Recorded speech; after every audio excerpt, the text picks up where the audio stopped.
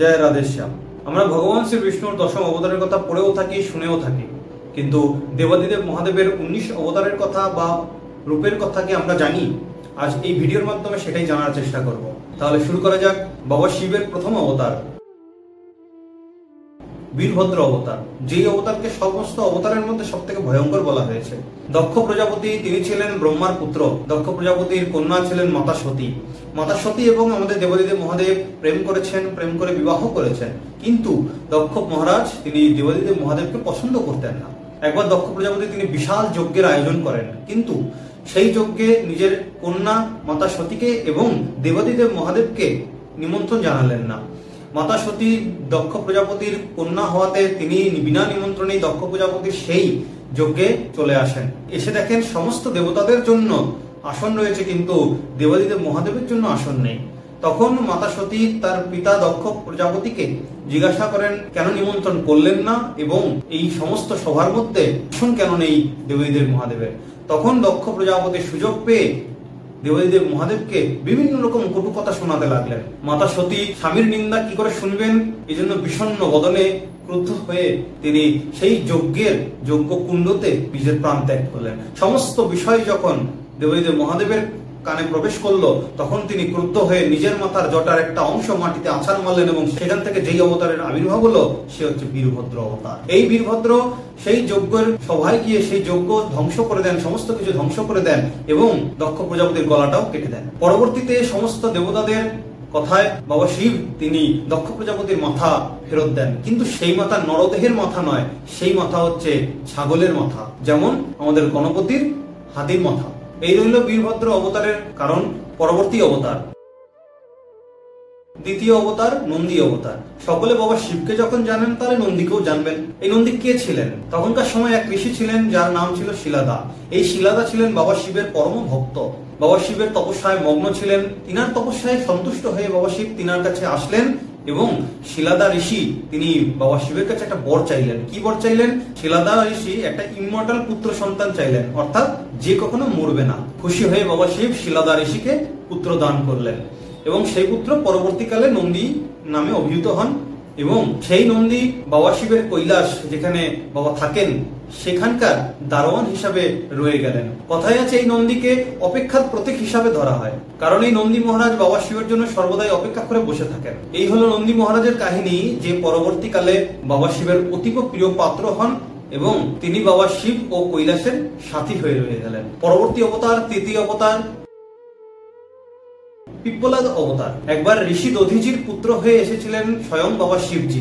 সেই অবতারের নাম ছিল পিপ্পলাদ অবতার, কিন্তু শনিদেবের প্রভাবে ঋষি দধিজিকে খুব তাড়াতাড়ি নিজের গৃহ ত্যাগ করে চলে যেতে হয়েছিল। পিপ্পলাদ এইসব বিষয়ের জন্য তার হৃদয়ে ছিল অতীব কষ্ট, কারণ তিনি বাল্য বয়সে পিতার ভালোবাসা পাননি, পিতার সঙ্গ পাননি। পরবর্তীতে যখন পিপ্পলাদ বড় হলেন তখন তিনি সমস্ত দেবতাকে জিজ্ঞাসা করলেন, আমার অল্প বয়সে, আমার ছোট বয়সে আমার বাবার সাথে এরকম কেন হলো? তখন দেবতারা সবাই মিলে বলছেন যে এরকম অবস্থাটা শনিদেবের প্রভাবে হয়েছে। তখন পিপ্পলাদ অবতার অর্থাৎ আমার স্বয়ং বাবা শিবজি তিনি অতীব ক্রুদ্ধ হয়ে শনিদেবকে অভিশাপ দিলেন যে শনিদেব তিনি এই সৌরমণ্ডলের মধ্যে স্থির থেকে কখনো ঘুরতে পারবেন না, তিনার পতন হবে। যেই বলেছেন তখনই শনিদেব সৌরমণ্ডল থেকে নিচে পড়ে যাচ্ছেন। তখন সমস্ত দেবতারা পিপ্পলাদ অবতারকে তিনি সবাই মিলে বোঝালেন। বোঝানোর পরে পিপ্পলাদ অবতার তিনি তিনার অভিশাপটা ফেরত নিলেন, কিন্তু একটা শর্ত রাখলেন। শর্ত হচ্ছে এটাই, বাচ্চাদের 16 বছর বয়স পর্যন্ত শনিদেব নিজের প্রভাব কখনো দেখাবেন না। এই জন্য আজও যখন শনিদেবের প্রভাব আমাদের উপর পড়ে তখন আমরা এখনো পিপ্পলাদ অবতারকে পূজন করে থাকি। পরবর্তী অবতার অশ্বত্থামা অবতার। মহাভারতের কথা সবাই যদি জেনে থাকেন তাহলে অশ্বত্থামাকেও চিনবেন সবাই। 7 জন চিরঞ্জীবীদের মধ্যে তিনিও একজন। অশ্বত্থামাকে নিয়েও বিভিন্ন মতামত রয়েছে যে তিনি শিবজির অবতার। মান্যতা আছে যখন সমুদ্র মন্থনের সময় হলাহল বিষ শিবজি পান করেছিলেন তখন এক ফোঁটা পান করতে গিয়ে বাইরে পড়ে যায়। সেই বিষ থেকে একজন বিষ পুরুষের আবির্ভাব হয়। পরবর্তীকালে ভরদ্বাজ ঋষির পৌত্র অর্থাৎ নাতি এবং দ্রোণাচার্য ও তিনার পত্নী কৃপির গর্ভজাত সন্তান হলেন অশ্বত্থামা। তিনি যথেষ্ট শক্তিশালী ছিলেন এবং তিনাকে কোনো রকম কিছু ক্ষতি করতে পারবে না, এটা তিনার বরদান ছিলেন। পরবর্তীতে ভগবান শ্রীকৃষ্ণের অভিশাপ প্রাপ্ত হন তিনি, অমরত্বর প্রাপ্ত হন এবং তার সাথে সাথে এটাও বলেন যে পৃথিবী যতক্ষণ না ধ্বংস হবে ততক্ষণ পর্যন্ত তুমি পৌরগ্রস্ত রোগী হয়ে এই পৃথিবীতে বিচরণ করে বেড়াবে। 19 অবতার যে বাবা শিবের, অশ্বত্থামাকেও সেই অবতারের মধ্যে ধরা হয়। পরবর্তী অবতার, পঞ্চম অবতার, গৃহপতি অবতার। শিবজির আরো একজন বড় ভক্ত ছিলেন, নাম তিনার বিশ্বনর। এই বিশ্বনর ও তার পত্নী সকাল থেকে রাত পর্যন্ত শিবজির সেবায় সর্বদা মগ্ন থাকতেন। শিবজি তাতে প্রসন্ন হয়ে তাদেরকে দর্শন দেন এবং তারা শিবজির কাছ থেকে একটা বর প্রার্থনা করেন। কি বর? না, স্বয়ং শিবজিকেই তিনারা চান। কেমন ভাবে? তারা বর চেয়েছিলেন যে শিবজি যাতে তাদের পুত্র হয়ে জন্মগ্রহণ করে তাদের গৃহে। কালক্রমে তাদের পুত্র হয়, স্বয়ং শিবজি, স্বয়ং বাবা মহাদেব তাদের পুত্র হয়ে জন্মগ্রহণ করেন। এই রূপকে বলা হয়েছে, এই অবতারকে বলা হয়েছে গৃহপতি অবতার। আমরা সকলেই বাবা শিবের অনেক বাল্য রূপের ছবি দেখে থাকি বা বাল্য রূপকে দেখে থাকি। এবার বলা হয় শিবজির বাল্য অবস্থার প্রতীক হচ্ছে এই গৃহপতি অবতার। পরবর্তী অবতার, ষষ্ঠ অবতার, সরভ অবতার। ভগবান শ্রী বিষ্ণুর একটা অবতারের কথা আমরা শুনে থাকি, নৃসিংহ অবতার। মানুষের শরীর কিন্তু মুখটা সিংহের মতো। এখন হয়তো ভাবছেন যে শিবের অবতারের কথা শুনছি, মাঝখানে বিষ্ণু ভগবানের কেন চলে আসলো অবতারের কথা? এরও কারণ আছে। বিষ্ণু ভগবান যখন হিরণ্যকশিপুকে বধ করবেন তখন তিনি নৃসিংহ অবতার রূপে আসেন। হিরণ্যকশিপু হচ্ছে প্রহ্লাদের পিতা। সে ছিল বিশাল এক রাক্ষস। ভগবানকে সে মানত না, সে নিজেকেই নিজে ভগবান রূপে মনে করত। তাকে হত্যা করার জন্য ভগবান বিষ্ণু নৃসিংহ অবতারে নিয়ে আসেন। যখন নৃসিংহ অবতার তাকে হত্যার পরে অতীব ক্রুদ্ধ হয়ে পড়েন, কারোর দ্বারা শান্ত হচ্ছেন না, তখন শিবজিকে স্বয়ং আসতে হয়। যখন শিবজির দ্বারাও তিনি শান্ত হচ্ছিলেন না, তখন বাবা মহাদেব একটা অবতার নেন। সেই অবতারই হচ্ছে সরভ অবতার। দেহটা হরিণের, কিন্তু এখানে একটা মত আছে, এক একজন ব্যক্তি এক এক রকম ভাবে বলেন, বা অন্য কোনো পশুরও হতে পারে তিনার শরীরটা। এবং মুখমণ্ডলটা সিংহের মতনই, সাথে একটা পাখনাও রয়েছে, কিন্তু নৃসিংহ অবতারের যে আকার তার থেকে চতুর্গুণ বেশি আকারে বড় হচ্ছে এই সরভ অবতার। এই সরভ অবতার যখন শিবজি নিয়ে আসেন, তখন সরভ অবতারের লেজ দিয়ে নৃসিংহ ভগবানকে, নৃসিংহ অবতারকে পেঁচিয়ে অনেক উপরে নিয়ে যান। সেখানে গিয়ে তখন শান্ত করেন নৃসিংহ ভগবানকে। কেন নিয়ে যান? কারণ যাতে পৃথিবীতে এই নৃসিংহ অবতার আর কোনো বিধ্বংস না ঘটাতে পারে। এই কারণে ভগবান শ্রী বিষ্ণুর জন্য বাবা ভোলানাথকে একটা অবতার নিয়ে আসতে হয়েছিল। পরবর্তী অবতার, সপ্তম অবতার, ইয়াতিনাথ অবতার। শিবজির আরো একজন বড় ভক্ত ছিলেন। শিবজি তিনি ভেবেছেন যে এরও একটা পরীক্ষা নেওয়া যাক। এই ভক্ত হচ্ছেন একজন আদিবাসী, তার নাম হচ্ছে আহু। একদিন বাবা ভোলানাথ তিনি অতীব দরিদ্রতার বেশ ধরে আহুর কাছে আসেন। আহু এবং তার পত্নী দুজনেই শিবজির পরম ভক্ত ছিলেন। বাবা ভোলানাথ তিনি তাদের কাছে আসেন অতীব দরিদ্রতার বেশ ধরে এবং বলেন, আমি তোমার গৃহে একদিন বিশ্রাম করতে চাই। আহু বলছেন যে ঠিক আছে, আপনি আমার অতিথি, আপনি আমার গৃহে বিশ্রাম করুন, আমি আপনার জন্য সারা রাত গৃহের বাইরে পাহারা দেবো। আহু সারা রাত পাহারা দিচ্ছেন, হঠাৎ তার উপরে কোথাও থেকে তীর বর্ষিত হয়। তীর বর্ষণে তার মৃত্যু হয়ে যায় এবং তার মৃত্যুতে তার স্ত্রী দুঃখ প্রকাশ করলেন না।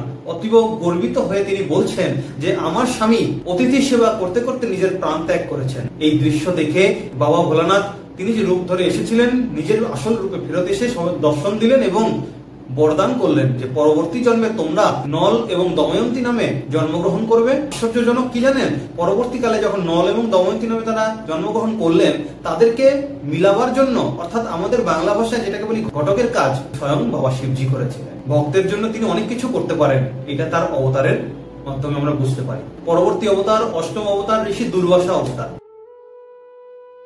এই ঋষি দুর্বাসা ছিলেন স্বয়ং শিবজির অংশ। ঋষি দুর্বাসা ছিলেন ঋষি অত্রির পুত্র। ঋষি অত্রি একবার তিনজনের তপস্যা করেছেন, ব্রহ্মা, বিষ্ণু, মহেশ্বর। ঋষি অত্রি তিনজনের কাছ থেকেই তিনজন পুত্র বরদান চেয়েছিলেন। সকলেই সন্তুষ্ট হয়ে তিনাকে 3 পুত্র দান করলেন। ব্রহ্মাজির কাছ থেকে যেই পুত্র লাভ করেছিলেন সে হচ্ছে চন্দ্রমা। বিষ্ণুর কাছ থেকে যেই পুত্র লাভ করেছিলেন তিনি হচ্ছেন দত্তাত্রেয় ঋষি। এবং বাবা শিবের কাছ থেকে যেই পুত্র লাভ করেছিলেন সে হচ্ছে স্বয়ং ঋষি দুর্বাসা। এই হলো বাবা শিবের অষ্টম অবতারের কথা। পরবর্তী অবতার, নবম অবতার, ভৈরব অবতার। আমরা অন্য কোনো অবতারের কথা শুনি আর না শুনি, কিন্তু ভৈরব অবতারের কথা শুনে আসছি। কেন হয়েছিল এই ভৈরব অবতার? একবার ব্রহ্মাজির খুবই অহংকার হয়ে গেছিল, এইটা ভেবে যে তিনি সর্বশ্রেষ্ঠ। এই কথা যখন স্বয়ং শিবজি শোনেন তখন তিনার খুব খারাপ লেগেছিল। এই ব্রহ্মাজি নিজেকে সর্বশ্রেষ্ঠ প্রমাণ করবার জন্য মিথ্যা কথাও বলেছেন। তখন বাবা ভোলানাথ তিনি ক্রুদ্ধ হয়ে একটি অবতার গ্রহণ করেন। সেই অবতারই হচ্ছে ভৈরব অবতার। ভৈরব অবতার নিয়ে তিনি তিনার একটা হাতের নখের দ্বারা ব্রহ্মাজির একটা মাথাকে কেটে ফেলেন। কথায় আছে ব্রহ্মাজি ছিলেন পঞ্চমুখ, কিন্তু পরবর্তীতে এই মাথা কেটে যাওয়ার ফলে তিনার চতুর্মুখ হয়ে গেছিলেন, এটা কথায় আছে। এই কারণে ভৈরব অবতারের আবির্ভাব হয়। এই ভৈরব অবতারকে বাবা ভোলানাথের পূর্ণ অবতারও বলা হয়েছে, পূর্ণ স্বরূপও বলা হয়েছে। পরবর্তী অবতার, দশম অবতার সুরেশ্বর অবতার। উপমন্যু নামে বাবা শিব এবং মা পার্বতীর একজন প্রিয় ভক্ত ছিলেন।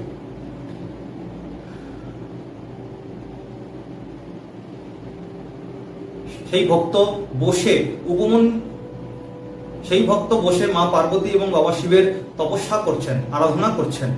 তখন বাবা শিবের মনে একটা ইচ্ছা জাগলো যে এই ভক্তের পরীক্ষা নেওয়া যাক। তখন বাবা শিব এবং মা পার্বতী ইন্দ্র এবং ইন্দ্রের পত্নী ইন্দ্রাণীর রূপ ধরে এসে উপমন্যুর তপস্যা ভঙ্গ করতে আসে। তখন বাবা শিব এবং মা পার্বতী ইন্দ্র এবং ইন্দ্রের পত্নী ইন্দ্রাণীর বেশ ধরে উপমন্যুর তপস্যা ভঙ্গ করতে আসলেন।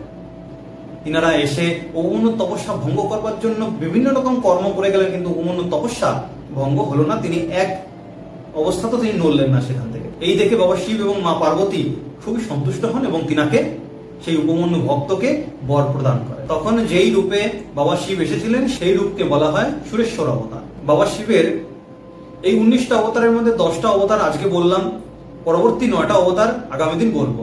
9টা অবতার যদি এই ভিডিওতে বলি অনেক লম্বা ভিডিও হয়ে যাবে, আপনাদের দেখতে অসুবিধা হবে। পরবর্তী অবতারগুলির কথা শুনতে চ্যানেলটি সাবস্ক্রাইব করে দেবেন এবং বেল আইকনটি প্রেস করে দেবেন, যাতে ভিডিওর নোটিফিকেশন আপনাদের কাছে পৌঁছে যায়। আর বাবা শিবের এই 10টা অবতার যেটি আজকে বললাম তার কথা জেনে আপনাদের যদি ভালো লেগে থাকে ভিডিওটি শেয়ার করে দেবেন সকলের সাথে, সকলকে জানতে সাহায্য করে দেবেন। রাধে রাধে।